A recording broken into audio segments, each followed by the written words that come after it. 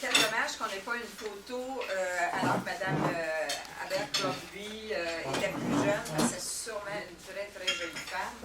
C'est la seule photo qu'on a de notre héroïne de ce matin. Alors, est-ce qu'il y a des gens ici qui ont suivi la série qui a été diffusée à l'automne de Radio-Canada qui s'appelait « Qui êtes-vous » ?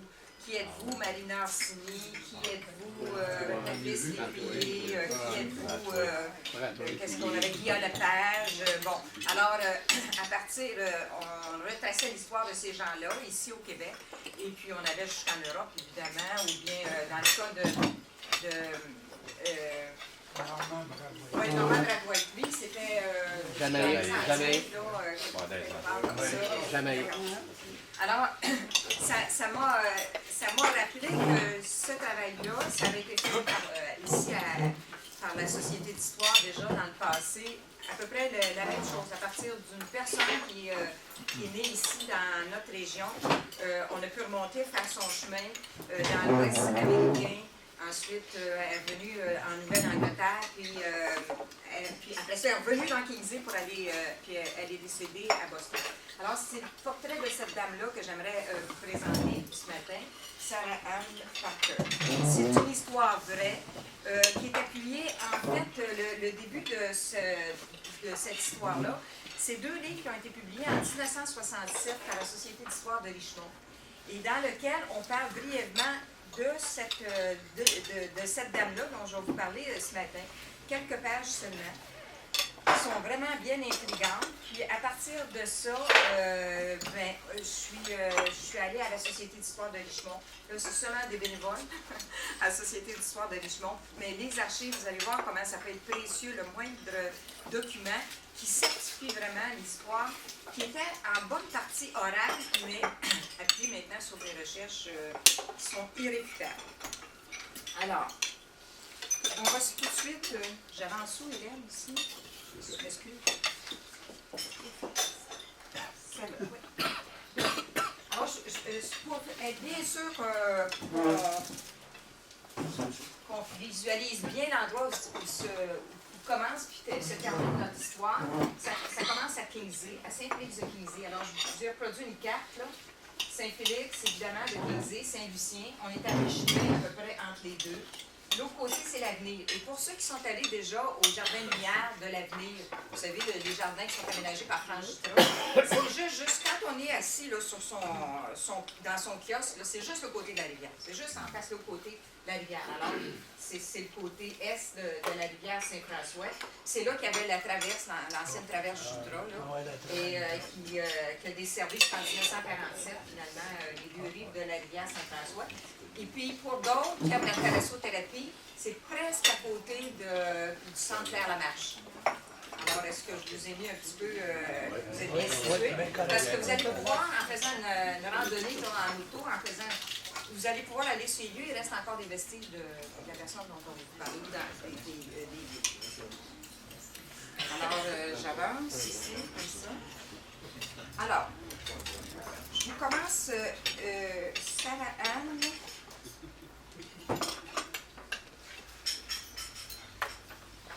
Parker est issue d'une des anciennes familles.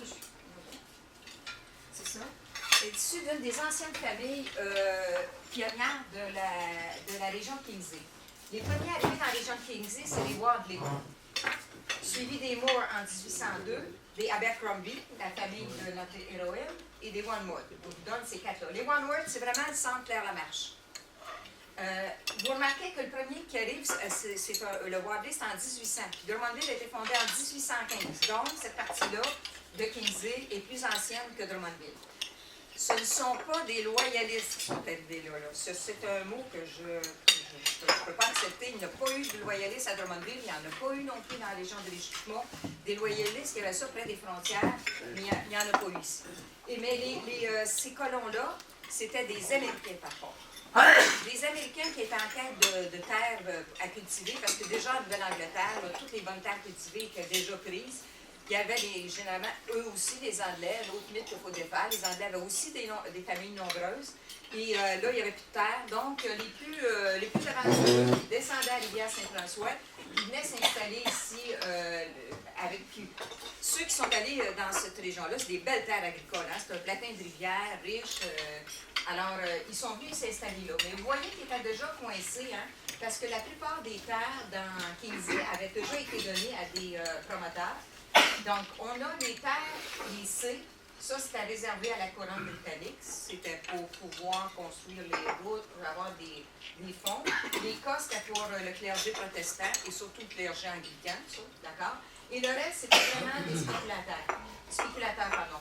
Alors, les Longmore avaient accaparé toutes les terres près de la rivière. Puis après ça, il y avait Stainer aussi, qui en avait 5000 hectares. Donc, il y avait 40% déjà du canton de Kingsley qui était déjà alloué. Alors, voyez-vous, ils sont coincés un petit peu en dessous parce qu'ils sont arrivés un peu en même temps, vous comprenez?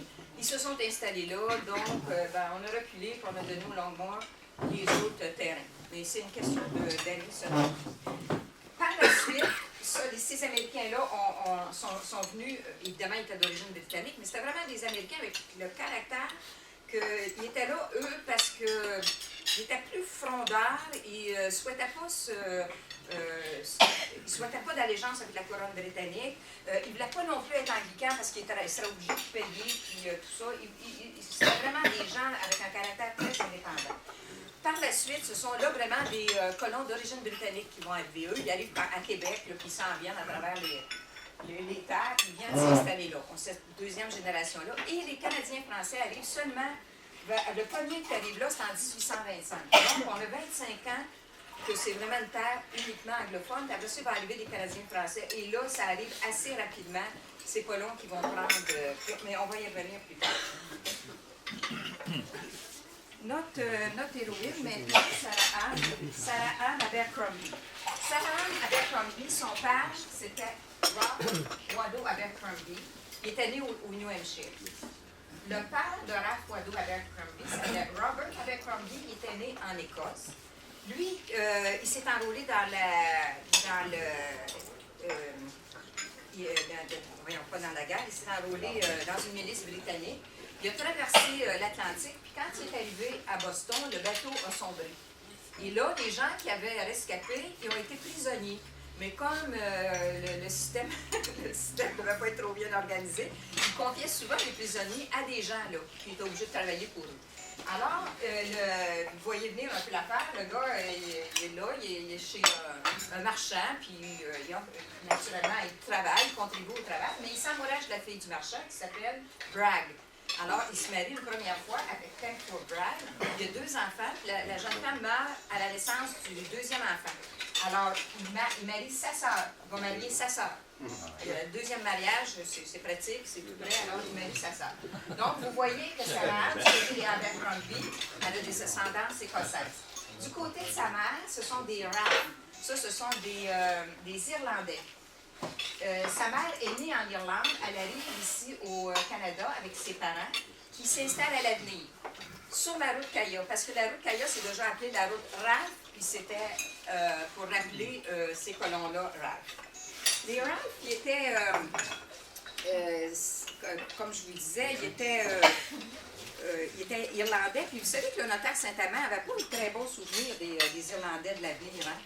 C'était, semble-t-il, des gens qui étaient prompts à la bataille, puis ils s'enivraient plus souvent qu'à leur tour. Puis, en tout cas, il y a beaucoup d'histoires dans un coin des cantons de l'Est qui rappellent vraiment les frictions qu'il y avait entre les Irlandais, et surtout les Irlandais versus les Canadiens français.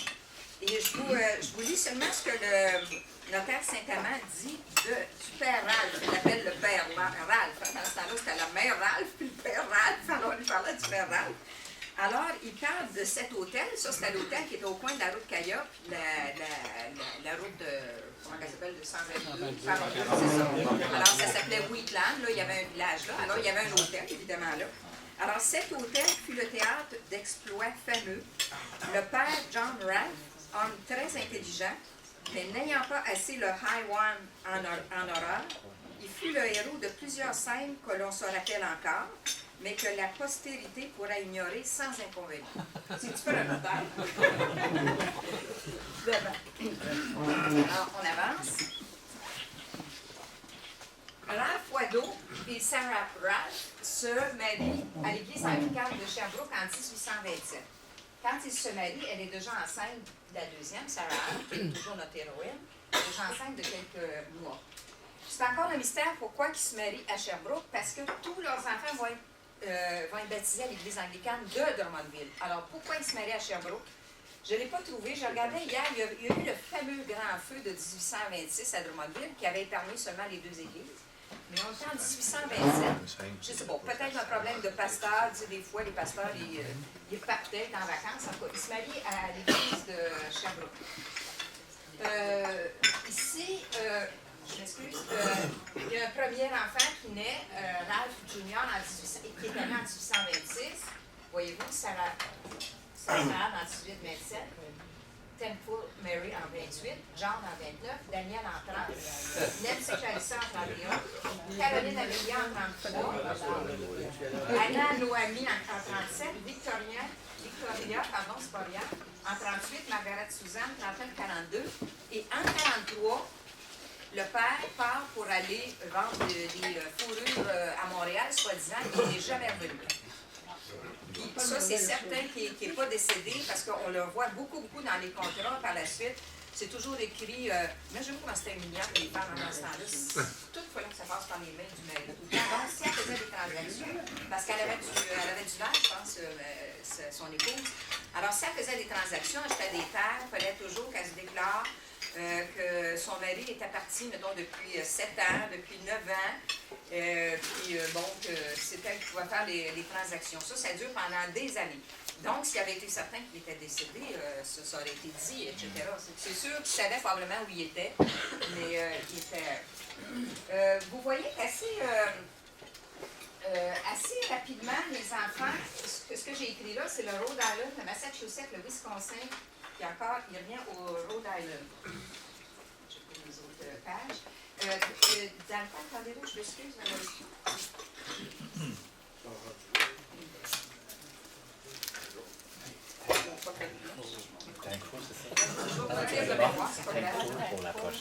Alors, les enfants qui sont rendus à l'âge adulte quittent la ferme familiale et s'expatrient. Alors, le premier à partir, ça va être John. Lui, il va partir vers 1851. Il va s'en aller au Massachusetts, puis après ça au Wisconsin. Voyez-vous, ici, Rhode Island, dans le Code d'Art, il s'en va au Massachusetts, au Wisconsin, puis il revient au Rhode Island. Thankful Mary, elle s'en va au Wisconsin. Elle marie un marchand là, qui est veuf, un marchand qui est veuf là. Alors, Daniel, son frère, quand il va la visiter, il marie la fille de ce marchand-là. Mais lui, il revient s'installer à Kingsley. Il va rester, Fiona reste sa vie à Kingsley. Celle-ci s'en va au Massachusetts, au Wisconsin. Elle a marié un pasteur, donc elle vit au Vermont un bout de temps. Après ça, elle s'en va dans l'État de Washington. Pas à Washington, dans l'État de Washington. Victoria, elle est mariée avec un Moore. Vous vous rappelez qu'il y avait 4 familles. Alors, une famille voisine, elle a marié un Moore. Ils vont vivre un grand bout de temps à Kingsley, mais lui va avoir une fonction dans la fonction publique à Ottawa. Ils vont vivre à Ottawa plusieurs années. Ici, Margaret Suzanne au Wisconsin, puis Albert, lui, il ne quittera jamais Kingsley. Alors, vous voyez que tous les enfants quittent à un moment ou l'autre. Et Sarah va quitter Albert en 1859, on va le voir un petit peu plus loin.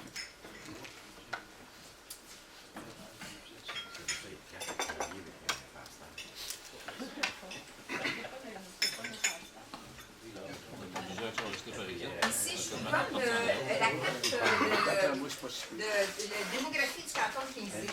Alors, on part avec les Canadiens français pour acheter la première famille arrive en 1825. Alors, assez rapidement, elle vient rejoindre, voyez-vous, avant 1860, elle dépasse en nombre les anglophones. Alors que les anglophones, oui, le sommet, c'est 1255 personnes on dirait vers 1857-58. Et là, vous voyez cette baisse-là, puis ça correspond vraiment quand voyez-vous, la famille là-bas, ils commencent à partir en 1851. Alors, en général, les anglophones sont partis plus tôt que les francophones. Ça, c'est dans l'histoire du Québec, c'est toujours comme ça. Les anglophones étaient plus enclins à quitter. Il y avait moins, je dirais pas moins l'esprit de famille, mais c'était moins un besoin d'être en famille. Ou ça peut être synonyme. Alors, puis voyez-vous, après ça, la population, c'était le sommet de la population finalement du canton de Kinsey. J'ai dit tantôt qu'ils s'en allaient au Wisconsin. Vous savez que l'immigration en Nouvelle-Angleterre, chez les Canadiens français, c'était souvent dans les usines, dans les manufactures de la Nouvelle-Angleterre, hein, dans Massachusetts, Rhode Island. Mais il y a eu beaucoup de Canadiens français qui se sont en allés dans l'Ouest. Mais dans les années 50, comme il n'y avait pas encore le chemin de fer, comme c'était puis aussi le climat était plus rude d'après eux, en tout cas pour différentes raisons, ils s'en allaient plus dans l'Ouest américain. Voyez-vous, comme ici, ça s'appelle Fond du Lac. Il y a plein de toponymes en français. Il y en avait plein de Canadiens français. Mais c'est sûr que pour les gens, comme vous avez vu, les Abercrombie, puis probablement bien d'autres gens de Kinsey, s'en aller dans l'Ouest, c'est encore plus naturel que s'en aller en Nouvelle-Angleterre, parce que c'était des gens qui voulaient être alors, qui ne voulaient pas aller travailler pour d'autres. C'était des gens peut-être plus indépendants. Et c'est la période de l'exploitation forestière là, à grande échelle. Alors, c'est pour ça qu'ils s'en vont là, dans le Wisconsin, vraiment pour le bois. J'y suis allée en 2017 dans le Wisconsin, et je peux vous dire que maintenant, c'est un État agricole seulement. Et c'est tranquille comme État, hein, parce que, bon, on a la capitale, la capitale, c'est Milwaukee, puis c'est la métropole Milwaukee, la capitale, c'est Madison. Madison, d'après moi, c'est pas plus gros que Drummondville. C'est vraiment, tout l'État, je suis allée voir les sociétés d'histoire d'un village, alors, c'est vraiment tout agricole. J'avais l'impression d'être dans les années 1950. Alors, ces gens-là, par la suite, quand le gros de l'exploitation forestière a été terminé, ils se sont vraiment plus lancés dans l'agriculture, puis aussi les céréales, etc. Puis je vous fais remarquer aussi Saint-Paul, aussi Minnesota, parce que vous allez voir, notre héroïne, elle va se retrouver là. On a quand même au-dessus de 1000 km, hein, si je me rappelle bien, je ne l'ai pas ici.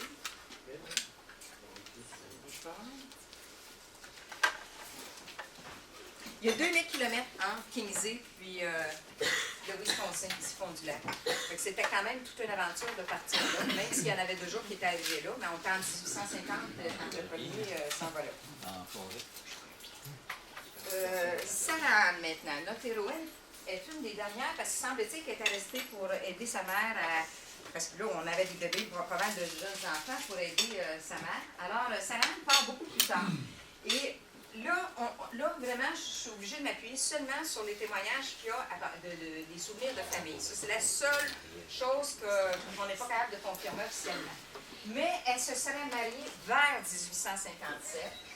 Elle avait 30 ans avec un monsieur Forrest. Ça, on est sûr de monsieur Forrest qui a vraiment existé. C'est le mariage que je n'ai pas trouvé en nulle part. 1859, c'est la naissance d'un fils qui s'appelle George, né en Pennsylvanie. Alors, on part de Kinsey, on s'en va à Pennsylvanie. En 1860, on la retrouve à Saint-Paul, Minnesota. Vous vous rappelez, c'était à l'ouest du Wisconsin. On la retrouve là à Saint-Paul, Minnesota. En 63, pas longtemps après, c'est le décès de son mari et ses 2 enfants. Et son mari et ses 2 enfants décèdent dans un raid amérindien. Alors, ils sont massacrés tous les 3. Elle se sauve in extremis de ce massacre-là. En fait,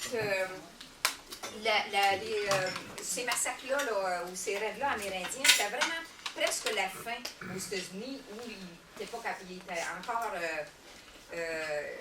les Amérindiens pouvaient encore se soulever, puis c'était vraiment la fin de l'époque, la fin de la période.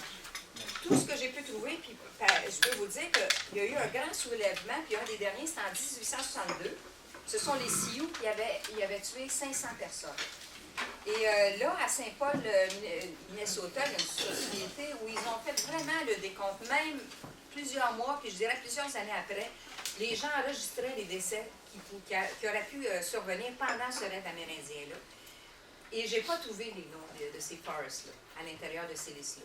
Alors, on ne sait vraiment pas exactement dans lequel, comment ça se déroule tout ça. Mais ça, c'est sûr qu'elle était mariée. C'est sûr qu'elle avait au moins un fils, parce que ça, il apparaît dans les recensements. Entre Saint-Paul, Minnesota, la Pennsylvanie, parce qu'elle va retourner, au Massachusetts. Après ce raid amérindien-là, elle retourne au Massachusetts, et elle va habiter chez sa sœur. Parce que vous vous rappelez, il y en avait une de ses sœurs qui habitait. Donc, son deuxième mariage. Elle se marie à Boston en 1872. Elle a 45 ans. Puis elle s'appelle Forrest dans les. Alors, on voit bien qu'elle avait vraiment été mariée là, la première fois avec un Forrest. Elle est veuve et sans enfant. Elle marie William Augustus Parker, qui a 77 ans. Lui, il est veuf pour une deuxième fois. Il y a un fils, William Farrell, vous remarquez qu'il est plus âgé que Sarah, mais qui il dit en anglais insane. Il est vraiment. C'est ça, avec des facultés mentales très.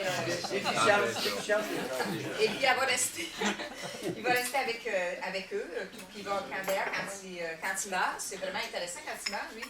Parker, il est avec elle, il est à Kingsley, parce qu'elle va revenir à Kingsley, il est avec Kingsley, puis il est enterré à côté de l'église, la chapelle Saint-Paul de Sydenham. Il est enterré là, son monument est là. Alors, il y a un fils, elle a le pas d'enfant.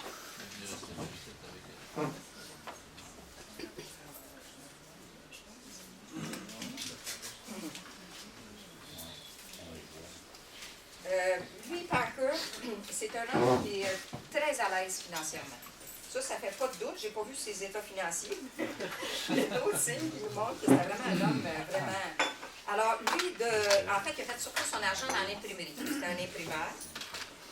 Il avait fait la guerre de 1812. Il appartenait à l'Église unitarienne. Il était très impliqué au niveau de l'éducation. C'était un homme vraiment un intellectuel et aussi un mécène. Il était très généreux. À titre d'exemple, quand il meurt 9 ans après leur mariage.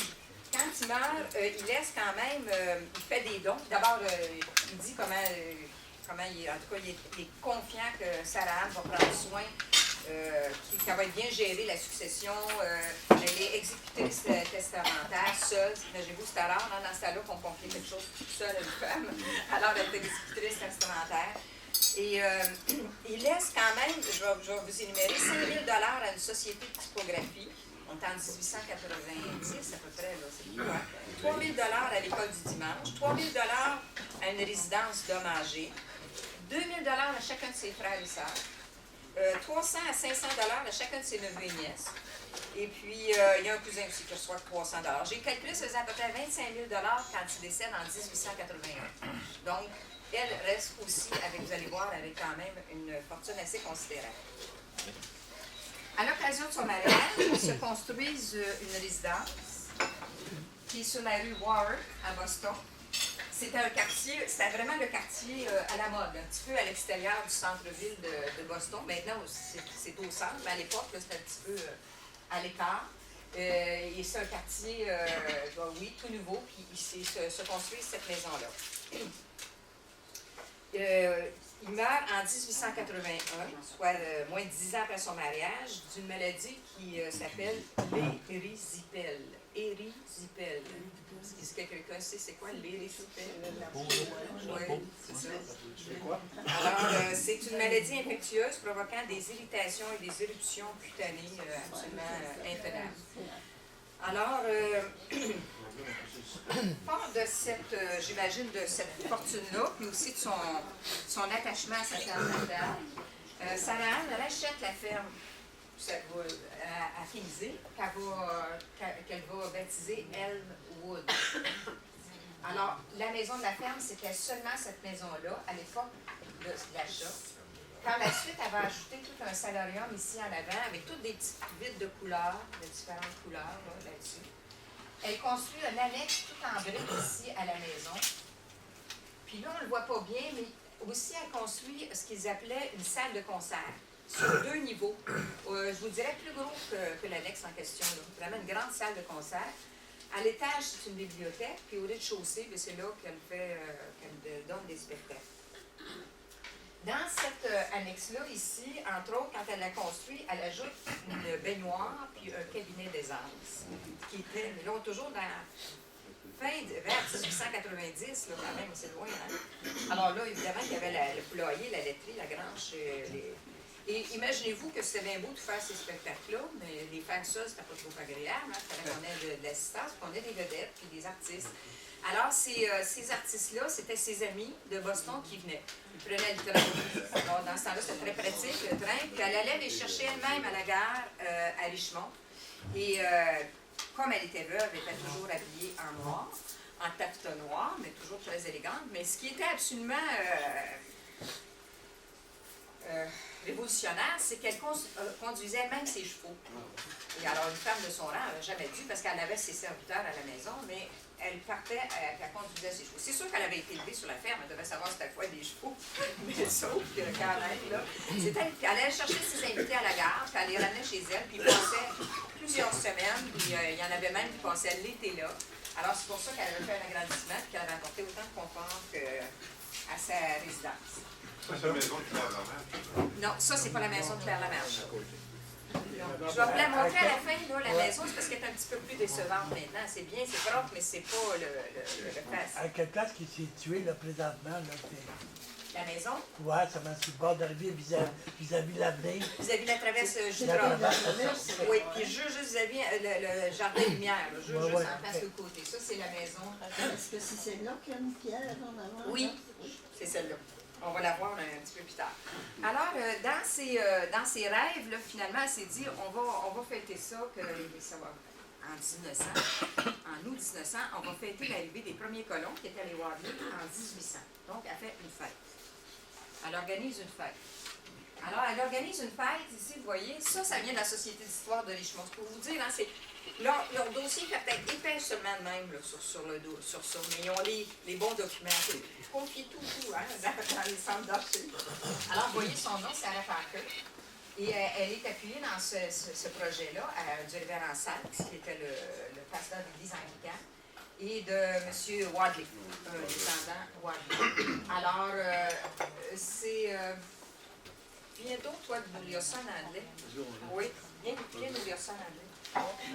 Oui, parce que l'accent va être meilleur. Ton accent va être meilleur.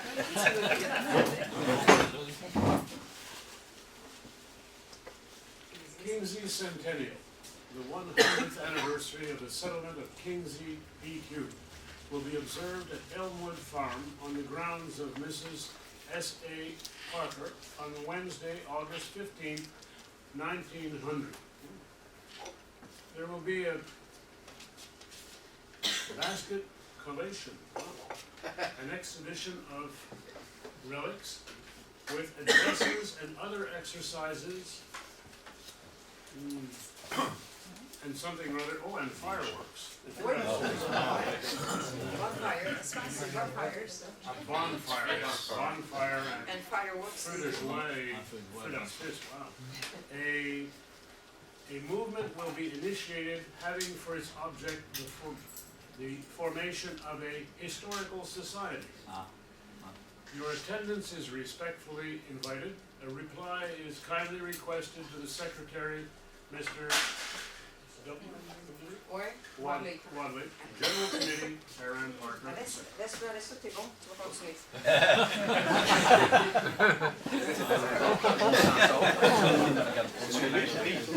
Alors, là, c'est le programme de la journée maintenant.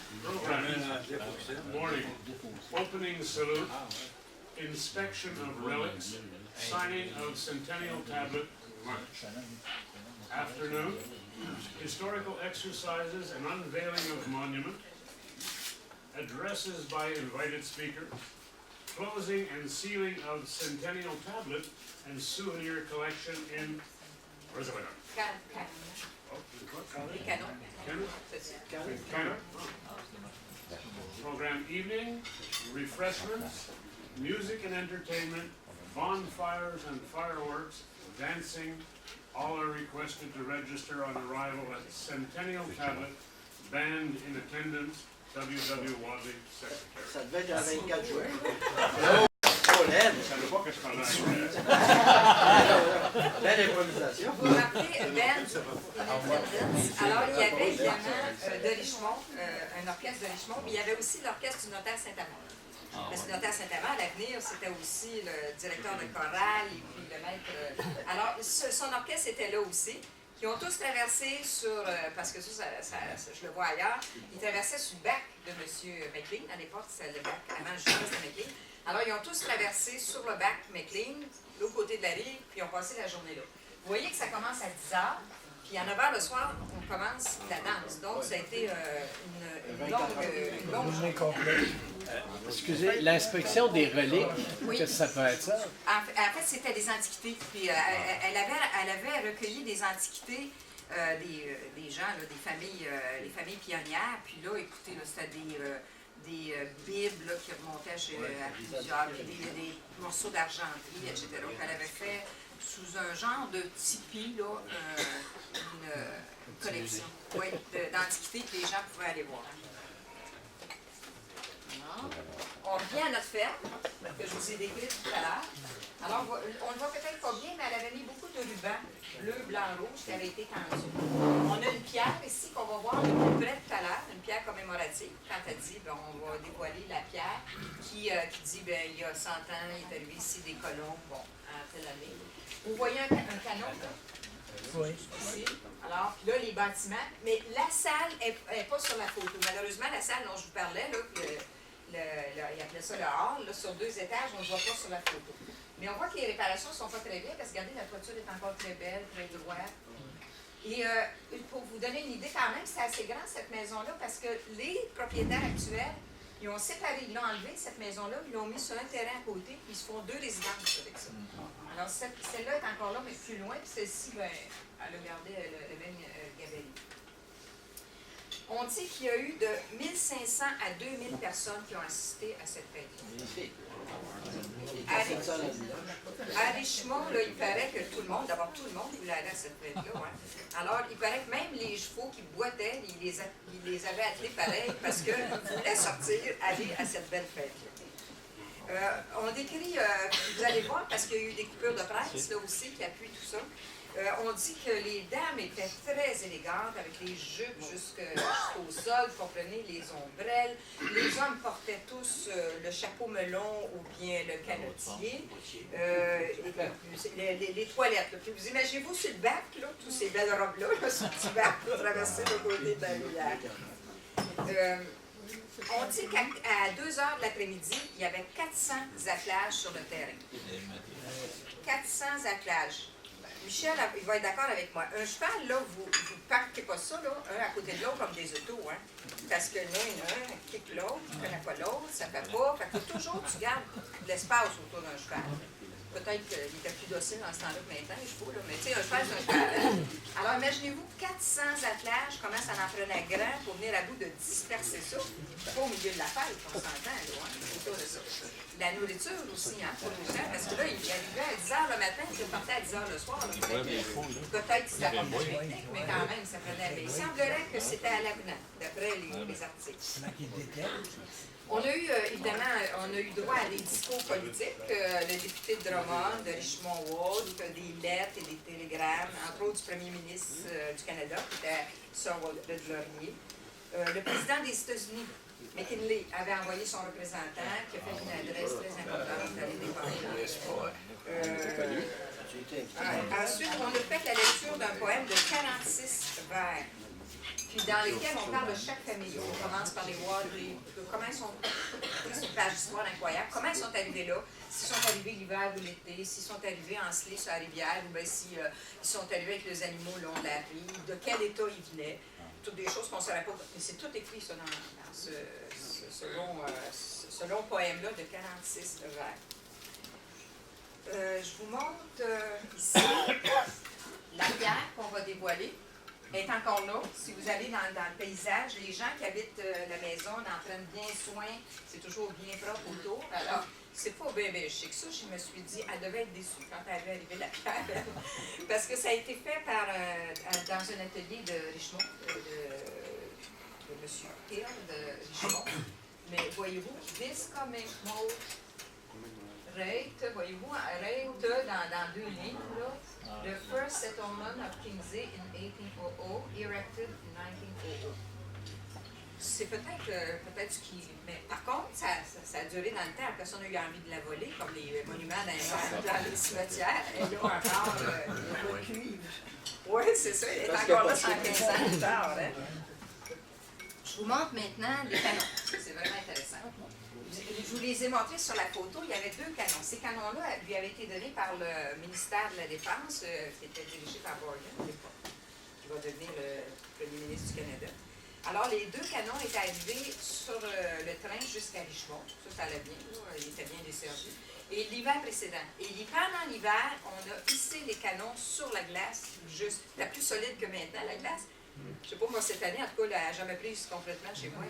Alors, ils ont hissé les canons sur la glace pour les amener jusque sur les lieux de la fête. Évidemment, dans le programme, vous vous rappelez, tout à coup, on tire du canon. Mais avant, ça, c'est pas mal la dernière étape, on a roulé à l'intérieur d'un des 2 canons, vous savez, entre autres, une copie du poème dont je vous parlais. Les gens aussi, quand ils arrivaient, ils étaient invités à signer un registre. Ils avaient enroulé ça à l'intérieur du canon. Il y avait, je pense que c'était pas mal ça, mais ils ont fait l'erreur de mettre une pièce en or de 10 à l'intérieur du canon. Ils ont fermé le canon, puis ils ont scellé le canon. Ils ont pensé que ça resterait scellé le canon, mais oubliez ça. Quand vous avez mis une pièce en or là, de 10 là, ça ne fonctionne pas. Alors là, peut-être qu'ici vous êtes trop jeune, là, mais moi, en gros, mon père m'a conté comment les gens avaient un plaisir fou, parce que ça, un jour, ça a été déserté, ça, cet endroit-là. Puis les gens allaient tirer du canon, mettre n'importe quoi là-dedans, puis tirer du canon. Puis, alors, ça n'a malheureusement pas duré. Les canons, il y en a un des 2 qu'on n'a jamais retracé, il était le canon. Il est là sur la ferme, parce qu'on le voit dans les actes notariés. Ils disent, bon, qu'il y a 2 canons. Puis après ça, le dernier qui va, il dit, ben moi, je me réserve les canons, je vais venir les chercher quand on va faire mon affaire. Tu sais, on voit que les canons sont là encore un bout de temps. Il y en a un qu'on n'a jamais retrouvé la trace, mais l'autre, il a été acheté par un armurier de Lennoxville, Nelson Andrews, qui l'a eu jusque dans les années 90-95. Et puis, quand il est décédé, ils ont fait un enquête. Et là, l'enquêteur a annoncé dans le journal, évidemment, que c'était un canon, puis un canon historique, puis de Kingsley, pour attirer beaucoup de gens pour la vente du canon. Il espérait d'en soutirer un bon profit. Et comme on a le temps, je vais vous le conter. Alors là, on s'est présenté là, puis il y avait Claude Verrier du village d'Antin, évidemment, l'enquêteur l'avait prévu. Puis il y avait aussi un autre acheteur potentiel qui avait été délégué par la municipalité de Saint-Félix-de-Kingsley. Puis, bon, là, ils vendent des armes. Vous savez, il y a plein de gens, des collectionneurs là. Puis, mais le canon, il est devant la maison de cet armurier-là. Lui, il en avait fait une décoration devant sa maison. Alors là, tout à coup, ils disent, bon, tout le monde se lève, puis on s'en va pour l'encan du canon, l'autre côté de la maison, parce qu'on était dans la cour arrière. On se présente là. Il y avait mon mari et moi, mais il y avait Claude Verrier, puis il y avait 7 acheteurs-là potentiels de Saint-Félix-de-Kingsley, puis c'est tout. Alors, là, l'acheteur potentiel dit à Claude dit à Claude Verrier, dit à l'acheteur potentiel, vas-tu le ramener dans la région, le canon? L'acheteur dit oui. Bon, c'est correct.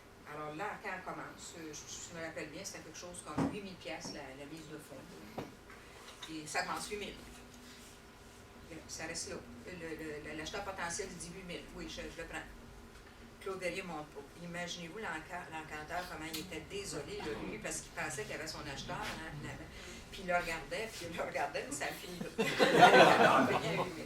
Et cet acheteur-là l'a donné à la municipalité de Saint-Félix-de-Kingsley. Mais il ne souhaitait pas qu'il retourne sur le terrain. Moi, ça aurait été mon choix, qu'il soit à côté de la pierre que vous avez vue tantôt. Mais c'est une propriété privée, puis il était mal à l'aise avec ça. Alors, il a été installé canon à côté de l'église de Saint-Félix-de-Kingsley. Alors, si vous allez à l'église Saint-Félix-de-Kingsley, vous allez voir ce canon-là. C'est un canon en fer qui pèse 2 tonnes. Là, il a tout été restauré avec une base. Là. Il avait été fondu en Écosse en 1811. Parce que vous savez qu'un canon, son histoire est toujours écrite dessus. Hein? C'est tout gravé. Tout est écrit dessus. L'année de fabrication, le poids où il a été fait. Vous avez toujours toute l'histoire d'un canon, et c'est pas un problème. Alors, c'est pour ça qu'on sait qu'il a été fondé en Écosse en 1811 pour des navires de guerre britanniques. Parce que c'était pas un canon qu'on amenait sur un champ de bataille, il n'y a pas de roue. Il faut qu'il soit fixé. Alors, c'est pour ça qu'on sait que c'était pour des bateaux. Là, il était fixé dans le bateau. Alors, imaginez vu ça quand ils l'ont hissé l'hiver précédent, c'est la glace pour l'amener jusque-là, que ça devait être très important. Je vous montre ensuite les coupures de presse qui nous montrent, alors qui nous parlent, là, c'est quelques-unes qui ont fait un montage, qui nous rappellent toujours cette journée-là. Puis là, vous voyez qu'ils sont très bavards, là, c'est comme ça qu'on connaissait beaucoup sur les gens qui étaient là. Aussi, si vraiment il y avait autant de personnes que je vous ai dit. Ça pourrait avoir une enflure de ça, mais ça se confirme d'un article de journal à l'autre. Alors, je vous montre Sarah Ann, qui est ici. Sarah Ann Parker, avec sa sœur Margaret Susan Hamilton, Madame Dunbar, ici. Ça, c'est celle qui était mariée avec un révérend. Madame Moore, c'est Victoria, celle qui était voisine, là. Et puis Nancy Clarissa, chez qui elle demeurait à Boston avant son mariage. Après le raid amérindien, elle s'en va à Boston. Elle demeure chez sa sœur. Vous voyez que cette photo-là est prise justement le jour de la fête, le 15 août 1900. Derrière la maison, voyez-vous la partie en briques, la partie en planche chacun, c'est ça. Ils sont toutes les 5 veuves, donc sont toutes habillées en noir. Pratiquement pas de bijoux. Hein. Une veuve, ça habille en noir, pas de bijoux non plus. Mais d'assez jolies femmes avec des traits assez intéressants.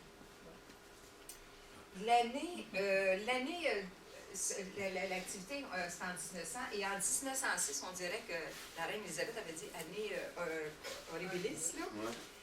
Alors, Sarah Ann, elle est victime d'une thrombose. Et puis, elle va demeurer paralysée jusqu'à son décès. Donc, elle ne revient plus jamais à Kinsey. Et cette même année-là, Victoria Moore, leur résidence qui était la voisine, là, sur le bord de la rivière, tout passe au feu, les bâtiments, la résidence. Alors, avec ses enfants, son mari et ses enfants, toute la famille viennent habiter dans la résidence de leur sœur. C'était quand même assez pratique, tout ça.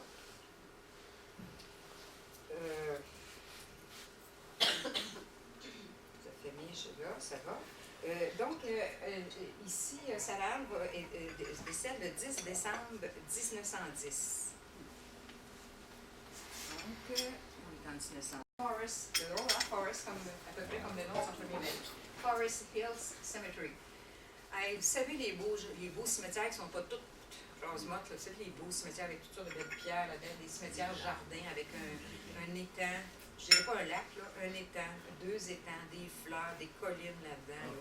Et c'était à l'extérieur un peu de Boston. Maintenant, c'est plus à l'extérieur du tout. Le métro s'en jusque-là. Puis c'est un quartier un peu pénible. Vous débarquez du métro, vous avez hâte de rentrer dans le cimetière. C'est assez olé olé. Alors, elle est enterrée au cimetière Forest Hill. Et là, elle est enterrée. Quand je me présente à l'entrée du cimetière, puis je nomme ça, et on dit là, ils sortent le cardex, des petites cartes de même. Bon, oui. Alors, elle est dans le lot 3369, puis le nom de la rue. Oui, un peu sur les rues, à l'intérieur du cimetière. Alors, ils me disent, nous, on va vous accompagner pour que vous perdiez dans le cimetière. Ben, j'ai dit non, j'ai du temps, je devrais être capable de me retrouver. Alors, je me rends jusque. Et là, de toujours peur que le monument soit détruit à terre. C'est une chance inouïe. Là. Ça, c'est des bonheurs, là, ça n'a pas de bon sens. Et voyez-vous, ça, c'est le cimetière, c'est le monument principal. Et ça, ce sont les monuments. On voit ça beaucoup, hein, que les corps sont enterrés comme ça. Alors, ils mettent une stèle, des fois, juste au sol, puis il y a le monument principal. Alors, c'est le monument principal qu'elle-même, Sarah Ann, a fait ériger après le décès de son maître, William Augustus Parker. Alors, il y a 4 côtés. Évidemment, il y a 4 côtés. Voyez-vous, ici, il y a le parchemin, là, c'est tout en marbre. Ça, c'est le parchemin qui rappelle son métier d'imprimeur aussi. Il aurait besoin d'être peut-être un peu nettoyé, mais les écritures sont encore très belles. Ici, à terre, ça, c'est vraiment, vraiment mignon. Ça n'a pas de bon sens. Les 3 stèles, voyez-vous qu'il y en a 2 qui sont vraiment sur le même socle, là, ici. Alors, celui-là, c'est à la mémoire de Susan, la deuxième femme de Parker, je vous ai dit, qui décède avant son mariage. Là, c'est marqué à Susan. Et là, celui-là, c'est Sarah Ann, ça va? Puis là, c'est marqué husband. C'est pas marqué William Augustus Parker. Husband. Puis voyez-vous que husband, il est avec Sarah, l'autre femme. Ça n'a pas de bon sens. Juste husband, c'est comme ça. Et là, évidemment, on a plus de détails sur... Peut-être plus qu'un, il fallait pas le nommer. On a ensemble les deux. Alors, et ce qui est vraiment, ce qui m'a frappé, c'est comment ça se fait que le fils de Parker est inhumé à Kingsley. Ah ouais. Ben ouais. Tu sais, dans ce temps-là, -là, c'était pas long d'être sur le train. Puis comment ça se fait qu'il n'a pas été rapatrié là? Puis il y a un côté qui est resté vierge du monument aussi, qui attendait le fils en question. Mais non, le fils est resté à Kingsley. Mais là aussi, on est chanceux parce que le monument est encore là à Kingsley. Il pourrait être disparu. Le fils, il était déjà là. Alors, j'en reviens à la ferme Parker. Sarah, elle décède sans testament. Ça, c'est absolument incompréhensible. Autant son mari avait un testament élaboré, elle décède sans testament. Alors là, la succession est partagée, vous imaginez, en combien de personnes, parce que là, c'est ses sœurs, ses frères. Quand ses sœurs ou ses frères sont décédés, c'est entre ses neveux et ses nièces. C'est certain qu'il y a un notaire ou des notaires qui ont vraiment apprécié ça. Parce que là, ils sont rendus en Californie, des fois, là, ils les retrouvent, avoir des procurations pour régler alors, ça a dû. Mais notre chance, les historiens, c'est quand ça arrive, ça. Parce que là, le notaire, il est obligé de tout écrire sur un tel et là, puis c'est ça. Puis là, tu fais tout, tu es mis à bout de tout reconstituer l'histoire. Tous ces gens-là avaient déménagé, qu'est-ce que c'était leur vie. Alors, on est obligé on n'est pas obligé, mais finalement, il faut vendre la propriété parce qu'elle est scindée. Écoutez, il y a même des 1/72e là-dedans, dans la succession, pour vous dire comment il y a de ramifications. Hein. Alors, on vend à l'encan en 1912, finalement, probablement c'est assez, quand même, c'est pas long, en 2 ans pour tout régler ça. Et on vend la propriété en 1912. Et c'est Alexandre Mercure et Napoléon Garceau qui l'achètent. Elle est encore en bonne condition, voyez-vous, hein, les toitures sont belles encore. Puis, alors, c'est vraiment pour la coupe de bois qu'Alexandre Mercure l'avait acheté. Parce qu'il y avait évidemment encore une forêt intéressante, puis il mettait ça sur la rivière, puis ça arrivait sur son moulin. Vous savez, le moulin d'Alexandre Mercure était au parc Sainte-Thérèse. Alors, ça arrivait sur la rivière. Il n'y avait pas juste ces coupes de bois-là, mais il y en avait beaucoup. On a la chance d'avoir une autre photo, regardez. Ça, c'est une fête, parce qu'ils ont fait beaucoup de fêtes, là, Alexandre Mercure. Ici, là, d'après moi, c'est Alexandre Mercure, celui-là. Ça, c'est Napoléon Garceau. C'est Napoléon Garceau. Alexandre Garceau, Il est où ici? Ça, c'est Alexandre Mercure? Alexandre Mercure, ça, ici, c'est Napoléon Garceau avec sa femme et ses enfants. J'ai essayé de voir hier avec des photos, mais... C'est sûr que ça, c'est Garceau. C'est Garceau, dans le temps-là. Voyez-vous qu'il faisait des fêtes de la Saint-Jean. On a aussi des photos de cabane à sucre. Il y avait des rassemblements pour la cabane à sucre. Êtes-vous allé au CHUM, non? Hein? Non, mais il y en avait chez nous. Ouais. Ben, il était chic pas mal hein, pour aller en campagne, parce que c'était quand même pas à porte, ça, aller à Kingsley pour faire des fêtes. Là. Alors, c'est comme ça. Mais regardez comment c'était joli, la maison. Il y a des découpages, tout ça. Ben, elle avait comme ça quelque chose de beau. Hein? Ça fait vraiment bien. Ça, c'est la partie en bleu, évidemment. C'est la partie en bois. Les décorations, c'était vraiment bien fait. Donc, il achète au prix de 4 300 pièces en 1912, la ferme, Alexandre Mercure. Puis elle est revendue en 1937, probablement que c'est aussi, il faut dire qu'à cette époque-là, Alexandre Mercure, depuis 1925, il avait plus son moulin assis. Il le vend à Joseph Capistran, qui, lui, Joseph Capistran, va le vendre à son gendre du Charme. Et puis actuellement, c'est des descendants toujours de cette même famille-là qui sont là, comme je vous disais, qui ont séparé les deux maisons, qui ont fait ces deux familles. Alors actuellement, c'est M. Victor Robidoux qui est propriétaire et Jean-Marie Pelletier qui sont propriétaires des maisons que vous avez là. Je vous montre. Là, c'est la maison qui est encore là. Donc, si vous passez sur le chemin, là, au 301 chemin de la rivière, vous allez voir encore cette maison-là. Et la pierre. La pierre est en dehors de la photo, mais la pierre est encore là si vous souhaitez la voir. Comme j'ai un petit peu de temps, je voudrais juste vous rappeler, je vais vous montrer l'église anglicane Saint-Paul. Ça, c'est l'église, Sydenham Place. Est-ce que vous laissez situer, quand on va dans Kingsley, on voit cette chapelle-là, ils viennent de la repeindre en blanc et brun. C'est vraiment une... Alors, elle a été construite en 1844. Ça veut dire que c'est plus vieux que l'église anglicane Saint-Georges de Drummondville. 1844. Bon, style néo-gothique. La population, je veux dire, les paroissiens, la population anglicane, à son maximum en 1861, 559 paroissiens. 559, c'était le maximum de paroissiens qu'ils ont eu là. Vous vous rappelez de la courbe, hein, ça correspond bien avec la courbe qu'on avait tantôt, après ça, il y a une rechute. En 1900, ils ne sont plus que 78 paroissiens. Alors, c'est vraiment le portrait de l'église anglicane Saint-Georges de Drummondville. Exactement la même chose, on a à peu près la même courbe. Et 78 paroissiens, c'est impossible, même si tu as des paroissiens qui sont très à l'aise financièrement, c'est très difficile de faire vivre. Puis là, à tout bout de champ, tu es pour payer tes redevances à l'évêché, puis l'entretien de la chapelle, c'est un cauchemar incroyable. Alors, j'aimerais ça vous raconter que le révérend Sykes, celui qui l'a assisté pour la fête de 1900, ça se passe l'histoire un peu avant 1900. Elle, c'est sûr qu'elle savait que ça s'en venait à ces fêtes-là, puis elle devait vouloir que l'Église soit à son meilleur, bien qu'elle n'appartenait pas à l'Église d'Angleterre. Elle appartenait à une autre communauté, mais c'est pas rien. C'était la seule protestante qu'il y avait dans les environs, puis elle voulait. Alors, je vous rapporte ce que j'ai lu, parce que les pasteurs anglicans, peut-être dans plusieurs dénominations, devaient faire un rapport par année à l'évêque, qu'est-ce qui se passait dans leur paroisse, etc. Alors, je vous lis le rapport de 1896. Durant l'été, alors que j'exprimais à Mme Parker mon souci de restaurer l'Église, elle me promit de verser 50 $ pour repeindre l'extérieur si le travail était fait avant la venue de l'évêque pour la confirmation. Intérieurement, je me suis dit, c'est fait. Et je l'aurais fait moi-même plutôt que de perdre ce don de 50 $. Le pasteur Sykes embauche un peintre qui coûte 60 $. Cependant, les murs couverts de 2 couches de peinture mettent en évidence la laideur des bardeaux tordus et décorés de la toiture. Donc, des bateaux de sel, sûrement. Il sollicite la générosité de tous pour refaire la toiture, cette fois en tôle, dont l'éclat rivalise avec celui de la peinture fraîche.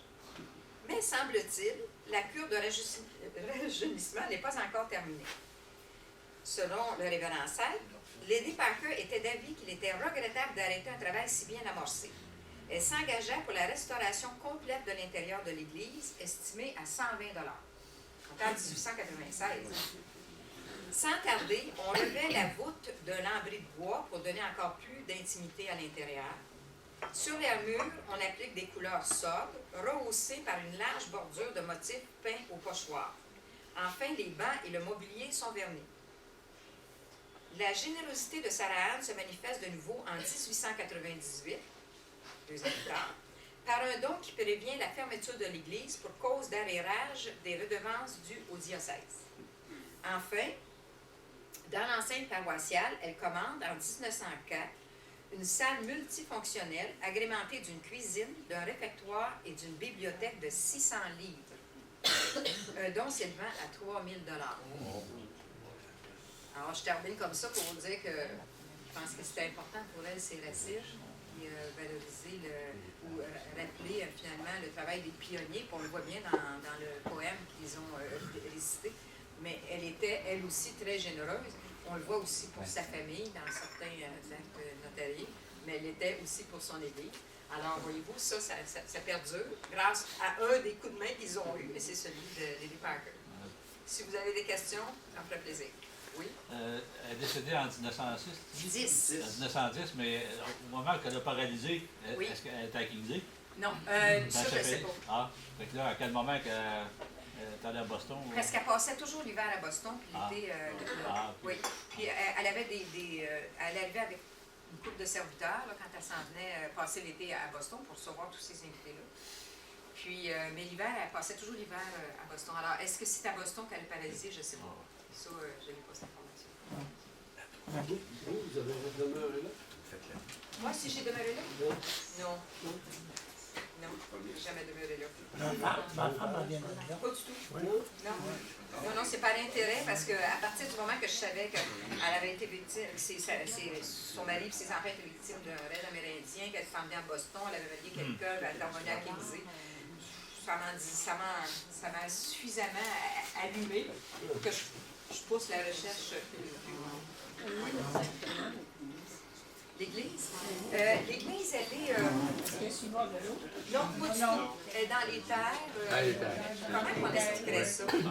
On tombe dessus, je te vois en se promenant. Ah, il y a une fourche. Oui. Mais c'est pas mal visible.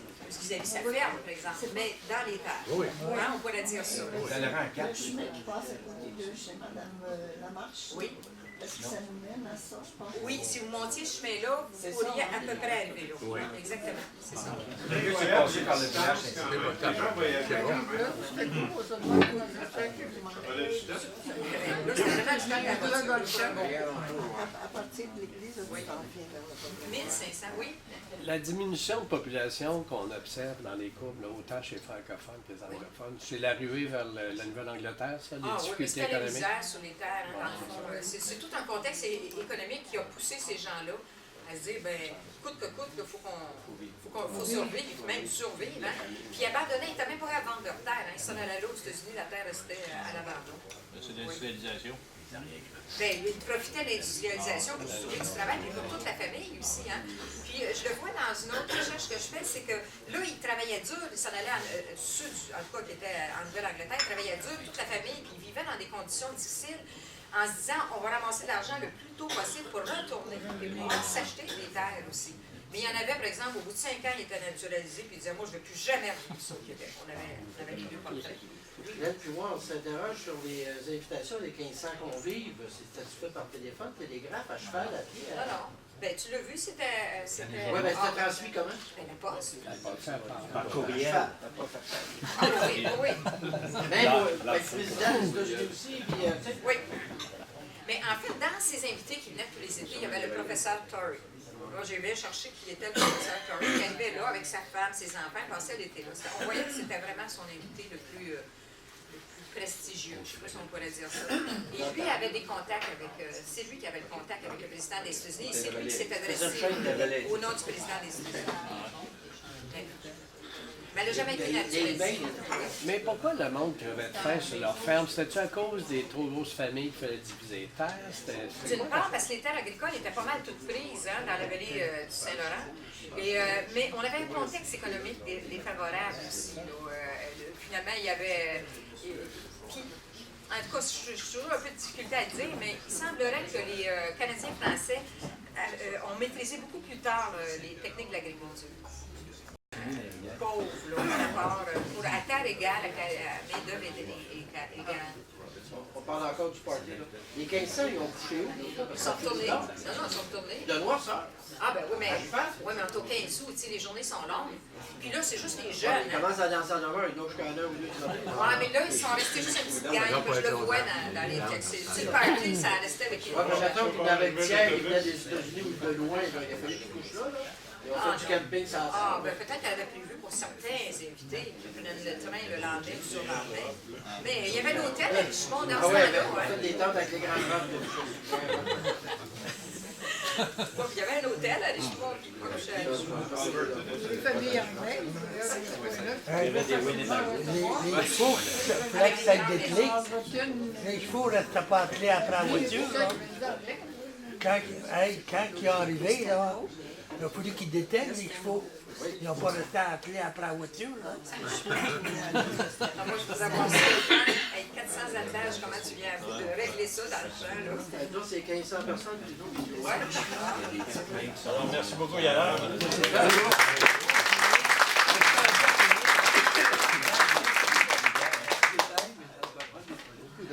Alors, Yolande nous a démontré encore une fois la passion qu'il adhère quand elle tombe dans ses recherches et tout ça. Avoir fait autant de millage pour trouver des renseignements un peu partout. Alors, ce qui nous surprend un peu dans tout ça, c'est la mobilité qu'il y avait à l'époque. On s'imagine des gens, ils venaient au monde en place et ils restaient là. Ça a l'air que c'est pas ça. les francophones. Ouais, peut-être que c'est francophone, les anglophones, peut-être qu'ils étaient plus mobiles. Mais partir d'ici pour aller au Wisconsin, en voiture à cheval, il fallait quand même être pas mal décidé, là, parce que les conditions n'étaient pas terribles. Enfin, on apprend toujours des choses un peu surprenantes, on se fait une image d'une époque, puis ça mérite d'être complété. Alors, Kingsley, à l'époque, on pouvait dire que c'était ça la map. Et puis, donc, une question qu'on me demandait, j'ai oublié de te demander tantôt, les terres qui étaient à la couronne et puis au clergé protestant, qu'est-ce qui est devenu ces terres-là avec les années?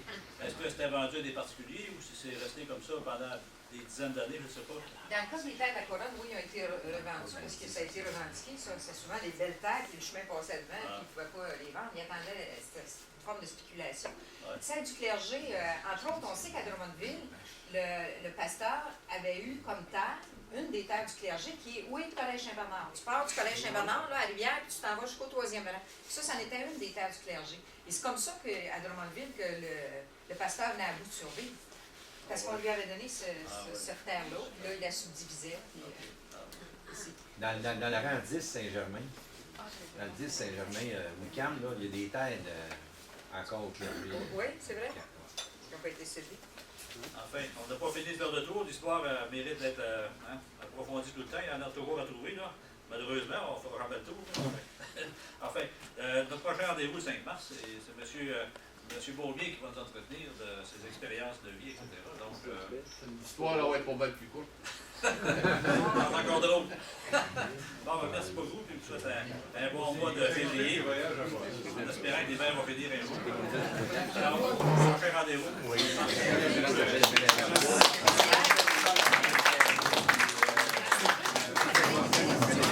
Canada.